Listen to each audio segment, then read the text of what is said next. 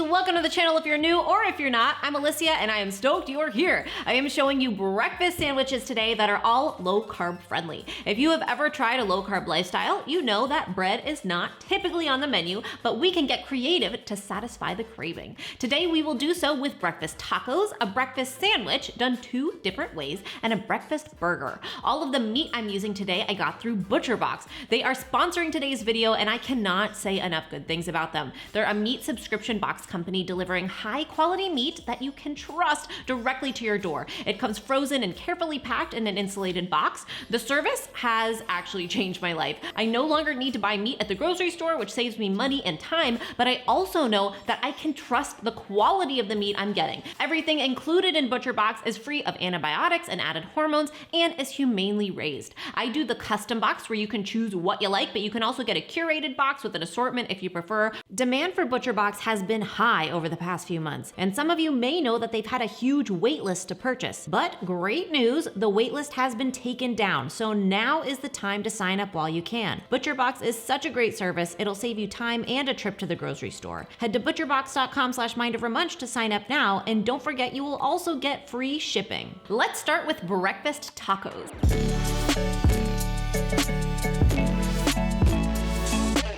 You can't have a taco without tortillas, so I am making my own using low carb ingredients.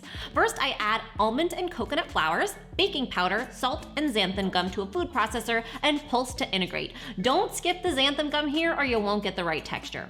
Then add in an egg, some apple cider vinegar, and water and blend that into a dough.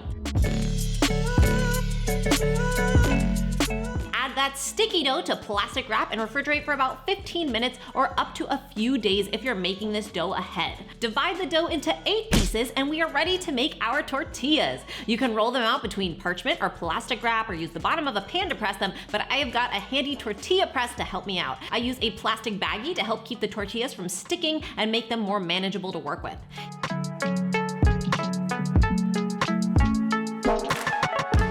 Heat a cast iron skillet or a pan over medium-high heat and add the tortilla and let it just quickly sear for about 20 to 30 seconds on each side. No oil is needed. It is fast and you don't want to leave them for too long or they'll overcook.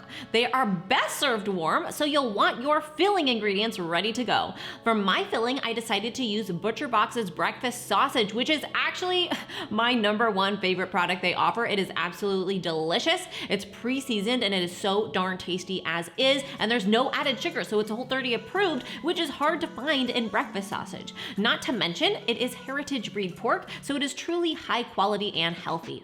I just cook that up until it's browned and leave that bit of fat. I add some diced onion to the pan and then chopped zucchini for a little bit of veggie goodness. Then I add some whisked eggs in with the zucchini to make a scramble, and that bit of fat from the sausage is going to add even more flavor.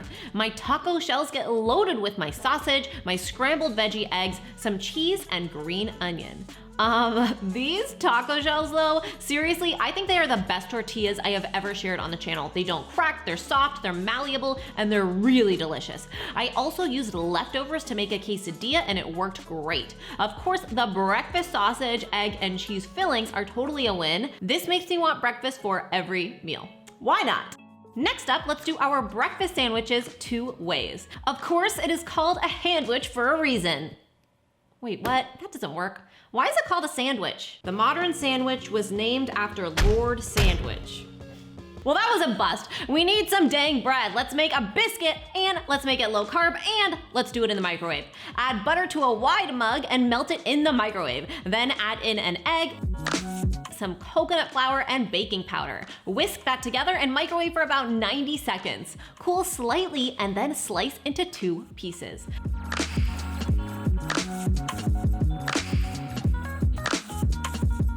Sandwich bread, check. You guys, look at that bready texture. What?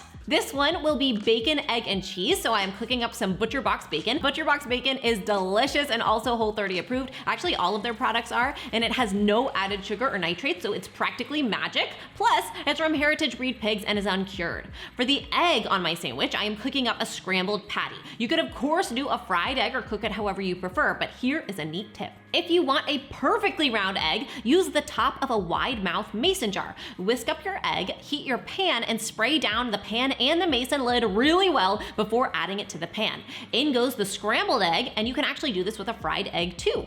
Then let it start to set. I prefer to cover the pan and then flip, carefully remove the lid. I use another spatula to help. And voila, a perfect little scrambled egg patty. On goes a slice of cheese to melt while it's still hot, and then we can assemble our first sandwich. Don't forget a little bit of hot sauce and avocado on top. Wow. That is legit a bacon, egg, and cheese breakfast sandwich, bread and all. Thanks, Lord Sandwich. I was actually really happy with this biscuit situation. It was sort of like an English muffin, but no carbs required.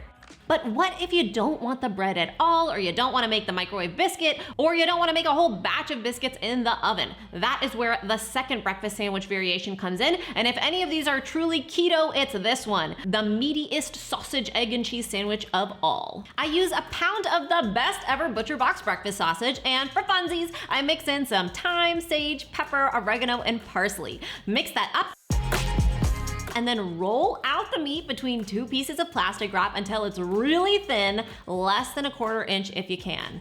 This is a fun experience if you've never done it before. Use a glass or a cookie cutter to cut out your patties. Add the meat to a pan over medium-high heat with a little bit of oil and cook for just about 2 minutes on each side until brown to your liking. And that is your bread. Seriously, don't knock it until you try it. On goes the egg and the cheese with avocado and any other desired toppings. And those are your breakfast sandwiches 2 ways. I love both of these. They are very different, but both very tasty. The ButcherBox sausage is my favorite product, so I may feel inclined to say I prefer that second sandwich variation, but I was also really impressed with the makeshift bread. I don't know, I can't choose. Okay, we are finishing up with a breakfast burger. How do we make it breakfast? Well, bacon and eggs help for one. So cook up your bacon, and I recommend keeping some of that bacon fat for cooking the burger. ButcherBox sells burger patties if you want to make this even easier, but I usually just go with the ground beef and then whip up a patty on my own. The beef is 100% grass-fed and pasture-raised, and I can always tell the quality by the way that it tastes.